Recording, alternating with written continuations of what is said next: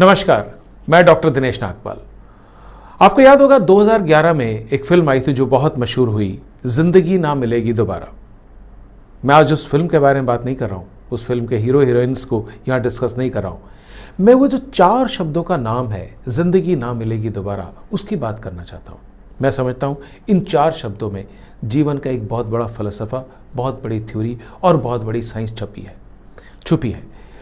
जो इस फलसफे को, इस थ्योरी को समझ गया, उसने ज़िंदगी में सफलता पाई है। और जितने महान लोग हैं, जितने बड़े बड़े लोग हैं, उन सब ने इस बात को समझा, ज़िंदगी ना मिलेगी दोबारा। यहाँ पर मेरे को एक और कहानी याद आ रही है, बहुत पुरानी, हमारे जो कथाएं हैं उनसे कि लोक कथा चलती आ रही है, वहाँ से मुझे याद आ रही है। कभी मुझे किसी ने बचपन में सुनाई थी। एक राजा और एक सुस्त आदमी दोस्त थे। तो सुस्त आदमी राजा के पास रोज आता। एक दिन करीब दोपहर, आधी दोपहर का समय होगा, 11-12 बजे का। राजा ने सुस्त आदमी से कहा कि मित्र, तुम कोई काम क्यों नहीं करते? उसने कहा, साहब मेरी सुस्ती के किस्से मशहूर हो चुके हैं, मुझे कोई काम नहीं देता और व्यापार करने लायक मेरे पास कुछ है नहीं। तो राजा ने कहा, ठीक है, आज का दिन तुम्हारे पास है, तुम आज शाम तक, जब तक, क्योंकि पुराने ज़माने में क्या था कि किले के दरवाजे बंद हो जाते थे, खजाना भी राजा का बंद हो जाता था। आज शाम तक जितना चाहो तुम मेरे खजाने में चले जाओ और जितना चाहो उतनी स्वर्ण मुद्राएं, सोना चांदी जो तुम बटोर सकते हो बटोर लो, अपने घर ले जाओ और अपना काम धंधा शुरू करो। वो आदमी बहुत प्रफुल्लित और प्रसन्नचित हो गया। बाहर निकला तो जो वहाँ पे वो खड़े थे संतरी और राजा के सिपाही, उन्होंने कहा, भी लो थैला लो और दौड़ के जाओ, राजा के खजाने से मुद्राएं समेटो, सोना समेटो। उसने कहा, नहीं, अभी काफ़ी समय है, मैं पहले जाता हूँ, अपनी पत्नी को सुनाता हूँ ये कहानी, खबर, वो बहुत खुश हो जाएगी, फिर मैं सोना इकट्ठा करने निकलूँगा, स्वर्ण मुद्रा इकट्ठा करने निकलूँगा। वो घर जाता है, अपनी पत्नी को ये अति खुशी वाली, बहुत बड़ी खुशी वाली खबर सुनाता है। उसकी पत्नी भी बोलती है, दौड़ो जाओ, अभी सोना इकट्ठा करो। अरे नहीं, पहले मुझे खाना दो। खाना खाया उसने, लंच किया, फिर वो सो गया 1 घंटे के लिए। फिर उसकी बीवी ने कहा, अरे दिन तो बीता जा रहा है। अरे नहीं, शाम तक समय है मेरे पास, अभी बहुत समय है। फिर वो वहाँ से पैदल चल देता है। रास्ते में एकाएक मौसम ख़राब होता है, इतना आंधी तूफान आ जाता है कि वो डर जाता है। डर के मारे एक पेड़ के नीचे बैठता है और पेड़ के नीचे से बैठे बैठे थकान के मारे नींद आ जाती है। थोड़ी देर में बारिश रुक जाती है, आंधी तूफान रुक जाता है। चूँकि लेकिन वो सो रहा होता है तो इसलिए उसे पता नहीं लगता। जब वो उठता है तो शाम काफ़ी हद तक नज़दीक आ चुकी होती है। वो दौड़ कर जाता है राजा के शासन काल का, जो माफ़ कीजिएगा, जो राजा का राज्य था, किला था, वहाँ जाता है। किले के अंदर जाना चाहता है, लेकिन सांझ हो चुकी थी और किले के दरवाजे बंद हो चुके थे। और तब उसे एक एक करके वो घटनाएं याद आती हैं कि शुभ काश मैंने सुबह से ही सोना बटोरना शुरू कर दिया होता, खजाने में चला गया तो आज मेरे हाथ खाली ना होते। ये बात अगर हम में से हर इंसान समझ ले, जितने भी महान लोग हैं उन्होंने समय की बहुत कदर की है। डेल कार्नेगी साहब एक बहुत बड़े थिंकर है, उनका एक कोट मैं यहाँ देना चाहता हूँ। डेल कार्नेगी साहब कहते हैं, remember today is the tomorrow you were worried about yesterday. आज वो कल है जिसके लिए तुम कल परेशान थे।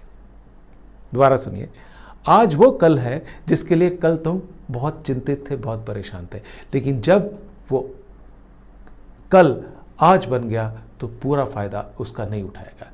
इसलिए मैं जितने युवा लोग जुड़े हैं, जितने भी लोग मेरे साथ इस वीडियो पे हैं, मैं आपसे एक ही बात करना चाहता हूँ, समय से महत्वपूर्ण आपके पास कुछ भी चीज़ नहीं है। That is the biggest asset you have in life. इससे अमीर बनने का फार्मूला और कहीं नहीं है कि आप समय की कदर करना सीखें।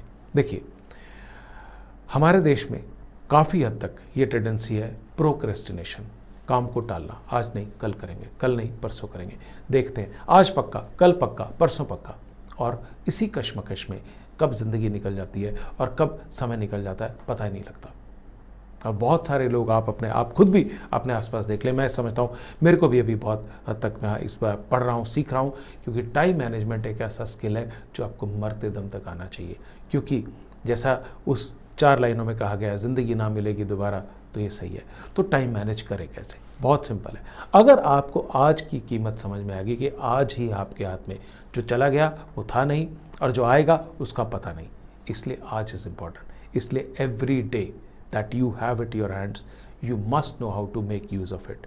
सिंपल तरीके हैं, आज रात को कल सुबह क्या करना है उसकी तैयारी कर लीजिए। यानी कि आज सोने से पहले कल सुबह के काम, कल सुबह के गोल तय कर लीजिए। आपका जो लाइफ में गोल है, आपका जो करियर में गोल है, उसके लिए हर रोज़ अगर आप कुछ नहीं करते तो आप अपने लाइफ और करियर के गोल पर नहीं जा सकते। इसका मतलब गोल सेटिंग या गोल की अचीवमेंट तभी होती है जब छोटे छोटे गोल्स पूरे होते हैं। तो कल जो आना है उसके लिए आज की तैयारी करिए, आज ही तैयारी करिए। बेहतर हो अगर आज आप उन कामों की लिस्ट बना लें कि आप कल क्या करने वाले हैं। अगर आप आज ही उन कामों की लिस्ट बना लेंगे, उनके बारे में सोच लेंगे, तो इससे फ़ायदा क्या होगा कि आज रात से ही आपकी कल की प्लानिंग दिमागी तौर से सबकॉन्शियस माइंड में शुरू हो जाएगी और आप बहुत आसानी से अगले दिन सारे काम पूरे कर पाएंगे। और इससे एक और फ़ायदा होता है जो टाइम मैनेजमेंट का सबसे बड़ा उसूल है, that is law of prioritisation, यानी कि आपको प्राथमिकताएं क्या हैं वो भी तय हो जाएंगी। लॉरा वेंडरकैम एक बहुत बड़ी टाइम मैनेजमेंट की एक्सपर्ट है। उन्होंने बेसमेंट को लेकर एक छोटा सा रियल लाइफ स्टोरी मैंने उनकी सुनी कहीं, उनकी किताब में भी पढ़ी।